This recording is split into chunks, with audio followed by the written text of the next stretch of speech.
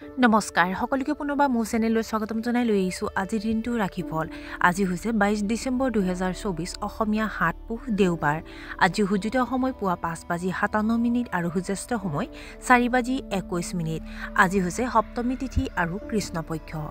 আজিৰ দিনটোৰ প্ৰথম ৰাশি হ'ল মেঘ ৰাশি। আজি আপুনি আনন্দিত হ'ব। প্ৰতিযোগিতামূলক পৰীক্ষাত আপুনি হয়তো যথেষ্ট সফলতা লাভ কৰিব।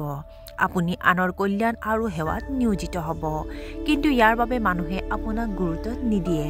ঠাণ্ডাৰ পৰা আঁতৰি থাকিবলৈ চেষ্টা কৰক। বৃষ ৰাশি। পৰিয়ালৰ লোকৰ আচৰণত আপুনি অশান্তি পাব। খৰচ নিয়ন্ত্ৰণ কৰিব লাগিব।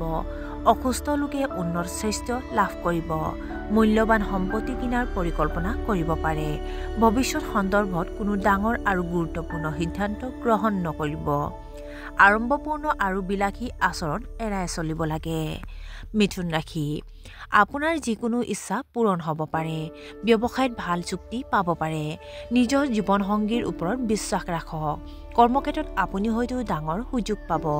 বিবাহৰ দৰে শুভ অনুষ্ঠানৰ বিষয়ে ঘৰত আলোচনা হ'ব পাৰে। কৰ্কট ৰাশি।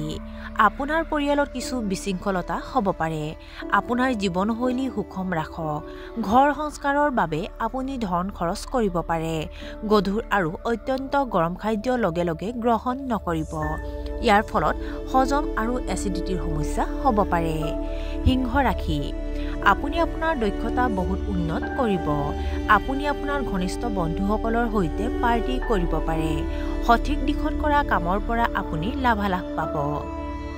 আপুনি হয়তো মজা আৰু খেলৰ প্ৰতি বিশেষ আগ্ৰহ প্ৰকাশ কৰিব পাৰে। আপোনাৰ জীৱনসংগীৰ আচৰণত আপুনি অতি সন্তুষ্ট হ'ব। কন্যা ৰাশি। আপোনাৰ ব্যৱসায় হঠাতে হ্ৰাস পাব পাৰে। স্পৰ্শকাতৰ বিষয়বোৰে আপোনাৰ মনটো অশান্তি দিব।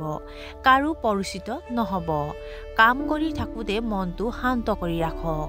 আপুনি আপোনাৰ স্বাস্থ্যৰ সন্দৰ্ভত চিকিৎসকৰ পৰামৰ্শ ল'ব লাগে। তুলা ৰাশি। দিনটো আপোনাৰ আজি সুন্দৰকৈ আৰম্ভ হ'ব। আপুনি আপোনাৰ ব্যক্তিত্বৰ দ্বাৰা আনক আপ্লুত কৰিব পাৰিব। বিপণন ভিত্তিক কামত আপোনাৰ বৃহৎ লাভ হ'ব। শিশুৱে পিতৃ মাতৃৰ সৈতে যোগাযোগ ৰাখিব লাগে। ব্যৱসায়ত আপোনাৰ সঞ্চিত ধনৰ সদ্ব্যৱহাৰ কৰিব পাৰিব। শ্ব' অফত টকা খৰচ নকৰিব। বৃশ্চিক ৰাশি। আজি আপোনাৰ পৰিয়ালত শান্তি আৰু আনন্দ থাকিব। আপুনি হয়তো আপোনাৰ ব্যৱসায়িক লক্ষ্যত উপনীত হ'ব পাৰে। আপুনি আপোনাৰ পৰিয়ালৰ সদস্যৰ সৈতে বজাৰ কৰিবলৈ যোৱাৰ পৰিকল্পনা কৰিব পাৰে। বন্ধু বান্ধৱীৰ সৈতে নতুন ব্যৱসায় আৰম্ভ কৰিব পাৰে। বন্ধু বান্ধৱীৰ পৰা ভাল পৰামৰ্শ পাব। ধনু ৰাশি। নতুন কামত কিছুমান বাধাৰ সন্মুখীন হ'ব পাৰে। অনুশাসনৰ অভাৱত আপুনি সুযোগৰ সুবিধা ল'ব নোৱাৰিব।